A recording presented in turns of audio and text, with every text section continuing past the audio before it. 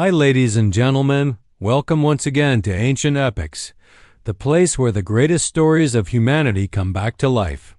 Long before marble temples crowned the hills of Rome, before emperors were worshipped and legions marched beneath sacred banners, a far older and darker truth governed Roman life. The earliest Romans believed the world was crowded with unseen powers, forces without faces or names, watching every footstep taken upon the soil. A misspoken word, an unmarked boundary stone, or a forgotten offering could invite disaster upon an entire household or city. Unlike the grand myths later told of gods with human passions, these early spirits were silent, impersonal, and relentless. Their favor ensured survival. Their neglect brought famine, plague, and defeat. Rome's rise was not forged by faith alone, but by fear, precision, and ritual obedience to powers that could never be seen. Archaeological traces buried beneath the Ramang Forum reveal this forgotten age. Charred animal bones, primitive altars, and boundary pits filled with offerings speak of a religion older than the Republic itself. These rites were not born in temples, but in fields, forests, and thresholds, where every crossing from one space to another demanded reverence. The Roman genius lay not in imagining gods, but in organizing the invisible world with ruthless discipline. From this discipline emerged a religious system so powerful that it shaped law, warfare, politics, and time itself. To understand Rome, its victories, and its endurance, one must first descend into the shadowed origins of its sacred rites, where earth, sky, and fate were bound together by ancient formulae whispered beside firelight. In the earliest centuries of Roman history, religion was not a matter of belief but of action. The Latin word religio did not signify faith, but obligation, binding the community to the forces that govern nature. These forces were known as noumena, divine presences without form, each ruling over a specific function. There was a power that watched the opening of doors, another that protected hinges, another that guarded the hearth flame. Even plowing a field required the appeasement of spirits who dwelled beneath the soil. The Roman world was alive with sacred attention, and nothing was too small to fall beyond divine notice. This worldview grew from the agrarian life of early Latium, where survival depended upon the rhythms of nature.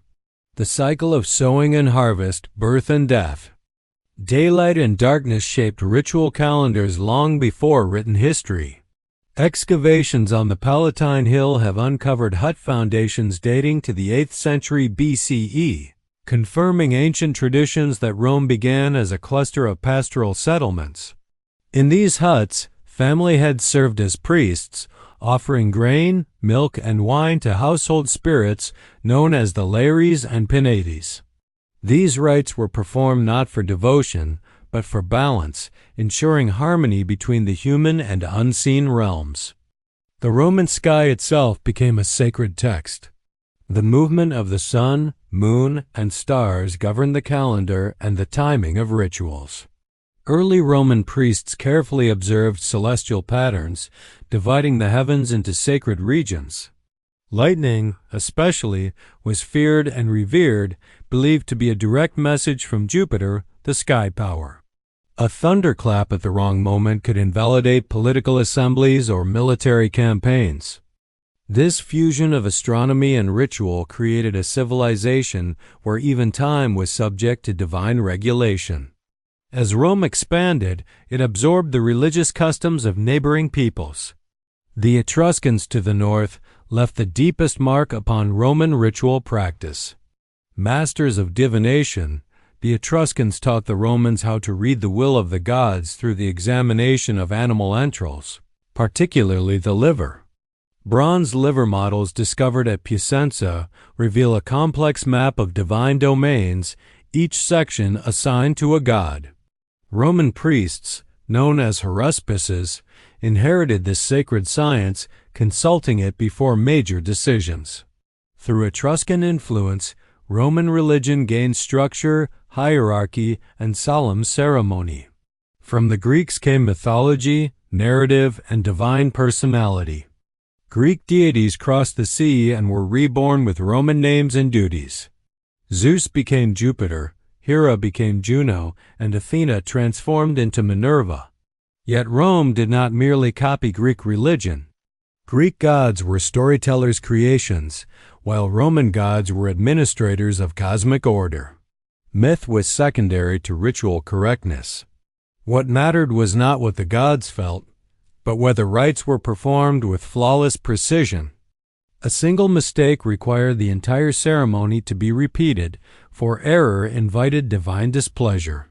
At the heart of Roman religious life stood the concept of pax deorum, the peace between gods and state. This sacred contract demanded constant maintenance. Natural disasters, military defeats, or social unrest were interpreted as signs that the gods had been offended. In response, the Senate ordered public sacrifices, processions, and festivals to restore balance. Religion was inseparable from governance, binding political authority to sacred responsibility. Kings and later magistrates ruled not merely by law, but as intermediaries between Rome and the divine. One of the most ancient and symbolic rites was the founding ritual of the city itself. Roman tradition held that Romulus marked Rome's boundary with a sacred plow, cutting a furrow into the earth. This act transformed soil into sanctified ground. The boundary, or pomerium, was not merely a line on land, but a religious barrier separating order from chaos. Archaeological evidence suggests such rituals were common in Italic settlements, reinforcing communal identity through sacred geography. Fire played a central role in Roman worship, representing continuity and protection. The cult of Vesta guarded the eternal flame of the city, believed to sustain Rome's existence. Vestal virgins, chosen in childhood, maintained this flame with solemn devotion. Their role echoed older domestic rituals where the hearth fire symbolized family survival. When the sacred flame faltered, it was seen as an omen of catastrophe. Fire, both domestic and civic, bound the private household to the fate of the state. Animal sacrifice formed the visible heart of Roman rites. Cattle, sheep, and pigs were offered according to strict formulas, their colors, ages, and conditions carefully prescribed. These sacrifices were not acts of cruelty, but transactions of cosmic order. Blood consecrated space, smoke carried prayers skyward, and shared feasts reaffirmed communal bonds. Excavations of early sanctuaries reveal carefully arranged bones and ash layers, silent witnesses to centuries of repeated ritual. By the early Republic, Rome's religious system had become one of the most intricate in the ancient world. Colleges of priests, such as the pontifices and augurs, recorded sacred law and interpreted omens. Calendars carved in stone marked days favorable or forbidden for public action. Religion shaped war, agriculture, marriage, and death, weaving divine oversight into every stage of life. Yet beneath this elaborate structure remained the ancient fear that had birthed it all. The Romans never believed the gods to be loving guardians. They were powers to be respected, negotiated with, and appeased. Order, not affection, was the goal. Through ritual mastery, Rome believed it could secure dominion not only over land and peoples, but over fate itself. As the firelight flickers upon the earliest shrines of Rome, the roots of Roman religious rites reveal a civilization forged by reverence, discipline, and relentless attention to the unseen. From silent spirits of field and threshold emerged a sacred system that would guide Rome from village to empire, carrying ancient fears and cosmic order into the heart of history. As Rome grew from clustered huts into a fortified city, its religious rites expanded alongside its walls, becoming ever more formal and exacting. What had once been intimate household practices slowly transformed into public ceremonies binding thousands of people under a single sacred order. This transition did not erase the old ways. Instead, Rome layered new rituals upon ancient foundations, preserving the belief that every action, whether humble or grand, required divine acknowledgement. Central to this evolution was the emergence of priestly authority. The earliest priests were not mystics removed from society, but respected elders entrusted with memory. They preserved sacred formulas, gestures, and calendars entirely through oral tradition. A single mispronounced syllable could invalidate a ceremony, for words themselves were believed to carry power. The Romans understood speech as a tool capable of shaping reality when uttered in proper form. This reverence for precise language later influenced Roman law, which inherited the same demand for exact wording and ritual correctness. Among the most influential priestly offices was that of the pontifex. The title itself is ancient, possibly meaning bridge builder, symbolizing the role of connecting the human and divine worlds. The pontifices supervised sacred law, regulated the calendar, and recorded prodigies, unusual events such as eclipses, comets, or monstrous births. These signs were not dismissed as chance. They were messages demanding ritual response. Archaeological records confirm Roman awareness of celestial phenomena, including solar eclipses, which were carefully noted and interpreted within religious frameworks. Equally important were the augurs, priests trained to read the will of the gods through the observation of birds and the sky.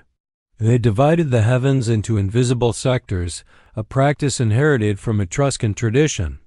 A bird's flight path, call, or sudden silence could determine whether an army marched or a law was passed. Sacred space was thus not limited to temples and altars. The sky itself became a vast temple ceiling under constant scrutiny. Roman temples reflected this worldview. Early shrines were simple, often open-air enclosures marked by stones or wooden posts.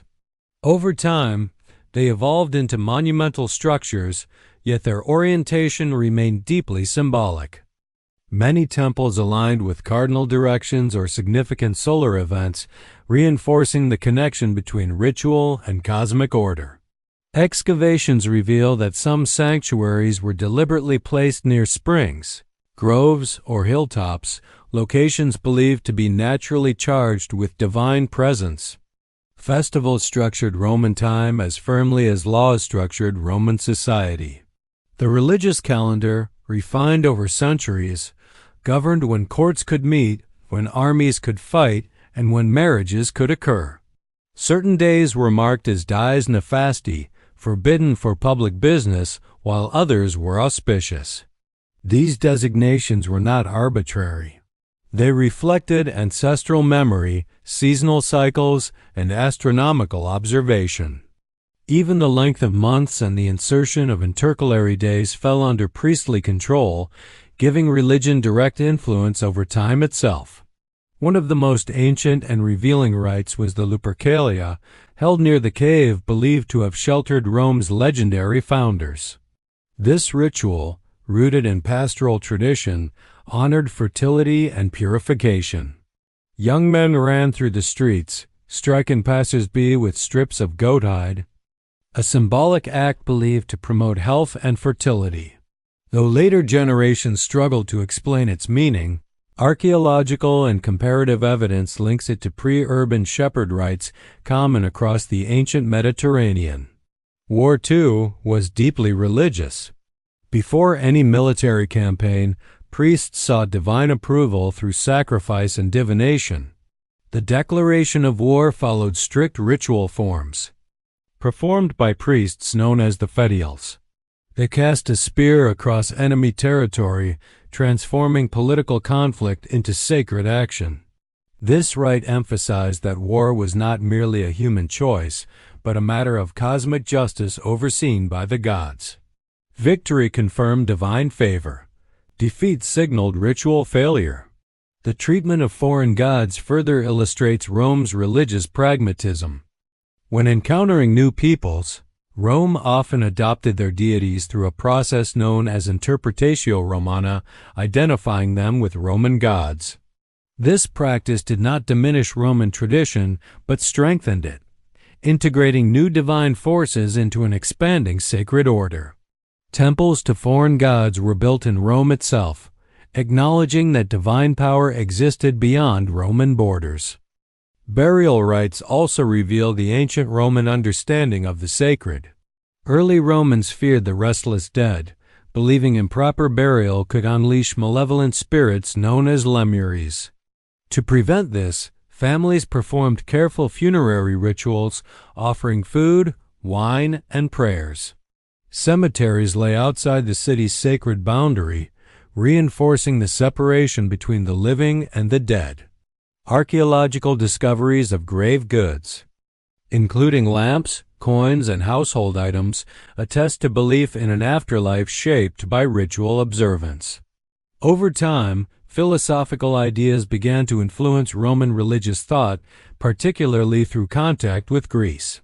Concepts of fate, virtue, and cosmic reason entered Roman discourse, yet they never replaced ritual obligation.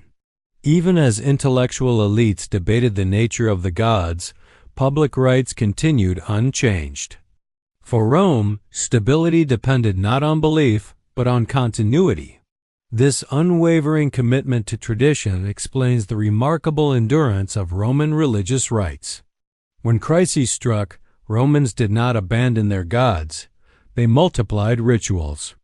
During plagues or military disasters, new ceremonies were introduced, ancient ones revived, and foreign cults welcomed.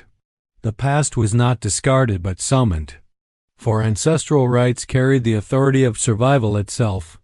Thus, Roman religion became a living archive of memory. Every procession echoed earlier footsteps. Every sacrifice repeated gestures performed centuries before. Through ritual repetition, Rome bound itself to its origins, believing that as long as the gods were honored correctly, the city would endure. As the sacred fires continued to burn and the priestly calendars turned, Roman religious rites stood as both shield and compass, guiding the city through expansion, uncertainty, and change. Beneath the growing complexity remained the same ancient truth. The world was governed by unseen forces, and only through reverent order could humanity hope to stand firm beneath the watching sky. As centuries passed and Rome stood at the center of a vast Mediterranean world, its religious rites adapted without ever surrendering their ancient core. Conquest brought wealth, slaves, and ideas, yet ritual discipline remained the invisible framework holding the empire together. The gods of conquered lands were welcomed not as rivals, but as additional powers woven into Rome's sacred network. This openness was not born of tolerance alone, but of necessity. Rome believed that neglecting any divine force, known or unknown, risked cosmic imbalance. The expansion of Rome introduced mystery cults and philosophical traditions that promised personal salvation or deeper insight into the nature of the soul. The cult of Cybele arrived from Anatolia, accompanied by ecstatic ceremonies and sacred drums. Isis came from Egypt, her rites echoing the rhythms of the Nile and the promise of rebirth. Mithras emerged from the eastern provinces, his initiations unfolding in underground sanctuaries carved like cosmic caves. Archaeological remains of these shrines, discovered beneath later buildings, reveal star symbols, sacred feasting spaces, and complex iconography reflecting astronomical knowledge. Yet even these intimate cults existed alongside traditional state rituals, never replacing them. At the heart of public religion stood the emperor. With the fall of the Republic, political power concentrated in a single figure and religious symbolism followed. The emperor was not initially worshipped as a god in life, but honored as a guardian of pax deorum. Temples dedicated to the spirit or genius of the emperor reinforced loyalty and unity across distant provinces. After death, some emperors were formally deified through senatorial decree, a process accompanied by elaborate rituals and celestial symbolism. Coins and monuments depicted their souls ascending to the heavens, joining the eternal order. Despite its grandeur, Roman religion never abandoned its anxiety. Omens were still feared, prodigies still recorded, and rituals still repeated with obsessive care.